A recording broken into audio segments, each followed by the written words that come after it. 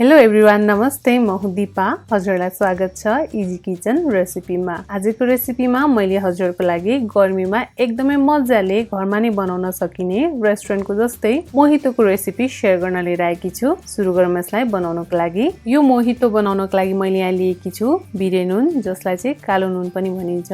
यो सँगै मैले यहाँ लिएकी छु पिसेको चिनी। यसलाई चाहिँ मैले ग्राइन्डरमा राखेर पिसेर घरमा नै तयार गरेकी हुँ। अब भने मैले यहाँ लिएकी छु पुदिना फ्रेश। अब यो सँगै हामीलाई चाहिन्छ कागती। कागतीलाई मैले यहाँ दुई तरिकाले काटेकी छु, एउटा क्युबमा, अर्कोलाई चाहिँ यसरी स्लाइस गरेर। यो दुईटै युज गर्नेछौँ हामी। यो सँगसँगै मैले यहाँ लिएकी छु मसिनो गरी काटेर खरबुजा। मैले यहाँ खरबुजालाई यसरी क्युबमा काटेकी छु भने अर्को खरबुजालाई चाहिँ यसरी बीचबाट आकार दिएर काटेकी छु। यसलाई चाहिँ पछि डेकोरेसन गर्दा युज गर्नेछौँ। खरबुजालाई काटेर लिए सँगसँगै अर्को चाहिने सामग्री हो हामीलाई सादा सोडा र स्प्राइट। म चाहिँ यहाँनिर एउटा भर्जिन मोहितो र अर्को भने वाटरमेलन मोहितो बनाउँदैछु। सादा सोडा र स्प्राइट युज गरेर अल्कोहल बिना। सोडा र स्प्राइट सँगै हामीलाई चाहिन्छ आइस क्युब पनि। सबै सामग्री यहाँ तयार छ। अब पनि सुरुमा म बनाउँदैछु भर्जिन मोहितो। त्यसको लागि मैले एउटा ग्लास लिए, यसमा राखे क्युब गरी काटेको कागती, 10-15 वटा पुदिनाको पत्ता, यसमा थोरै राखे बिरे नुन,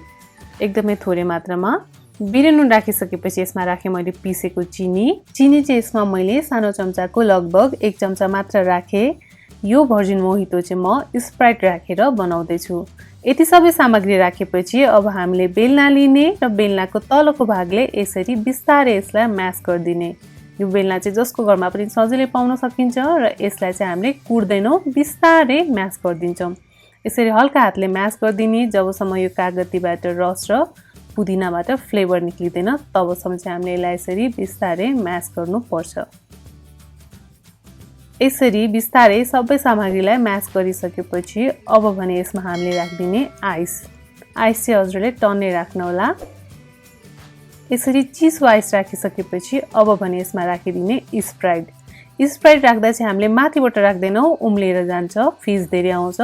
यसरी छेउबाट बिस्तारै राख्दै जाने। यसरी स्प्राइट हालेर ग्लास भरिन लागेपछि यसमा चाहिँ मैले फेरि कागतीको स्लाइस पनि राखिदिएँ र राखेर यसलाई यसरी मिक्स गरिदिएँ। हजुरले यसलाई यसरी मिक्स गरिदिनु होला पहिला। यसरी मजाले मिक्स गरिसकेपछि फ्लेभर सबैतिर जान्छ। यतिको मिक्स गरिसकेपछि अब भने यसमा बाँकी भरिने गरी स्प्राइट हालिदिने। यसरी स्प्राइट हालिसकेपछि अघि हामीले स्लाइसमा काटेको कागतीले यसलाई यसरी डेकोरेट गरिदिने। माथिबाट पुदिनाको पत्ता पनि राखिदिने। यति गरेपछि तयार भयो भर्जिन मोहितो। भर्जिन मोहितो बनाए जस्तै सजिलो गरी अब भने हामी बनाउँछौँ वाटरमेलन मोहितो। त्यसको लागि लिए मैले अर्को एउटा गिलास र यसमा राखे क्युब गरी काटेको खरबुजा। यो राखे सँगसँगै यसमा राखे 4-5 वटा पुदिनाको पत्ता। यो सँगसँगै राख्ने क्युब गरी काटेको कागती। कागती राखिसकेपछि यसमा मैले थोरै राखिदिएँ बिरे नुन। बिरे नुन राखिसकेपछि यसमा मैले राखेँ लगभग 1 चम्चा जति चिनी। चिनी मैले यसमा थोरै मात्र राखेँ किनभने यसमा वाटरमेलन पनि छ। वाटरमेलनको पनि आफ्नै गुलियो हुने हुँदा मैले यसमा लगभग 1 चम्चा मात्र चिनी राखेँ। यो चाहिँ म सोडा राखेर बनाउँदैछु।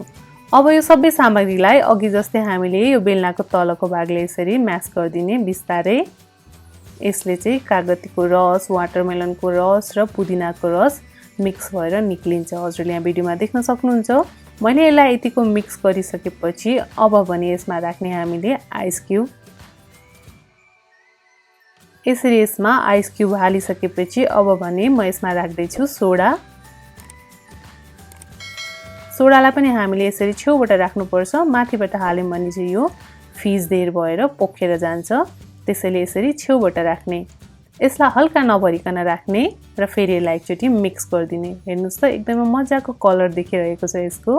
हल्का यसलाई मिक्स गरिसकेपछि यसमा बाँकी सोडा राखिदिने। यसरी सोडा राखिसकेपछि अघि हामीले यसरी काटेको यो खरबुजालाई माथिबाट डेकोरेट गरिदिने। यो डेकोरेट गरे सँगसँगै अब माथिबाट थोरै खरबुजाको क्युब यसरी राखिदिने। अब भने हाम्रो यो वाटरमेलन मोहितो पनि बनेर यहाँ तयार भयो। हजुरले पनि एकदमै छिट्टो मिठो समरमा यसरी नै यो रिफ्रेसिङ ड्रिङ्कहरू बनाएर खान सक्नुहुन्छ घरमा नै, त्यो पनि रेस्टुरेन्टको जस्तै। आजको रेसिपी कस्तो लाग्यो मन परेमा यो भिडियोलाई लाइक गरिदिनु होला, साथीभाइहरूसँग सेयर पनि गरिदिनु होला अनि इजी किचन रेसिपीलाई सब्स्क्राइब गर्न भने नबिर्सिनु होला। हजुरको दिन शुभ बितोस्। Thank you.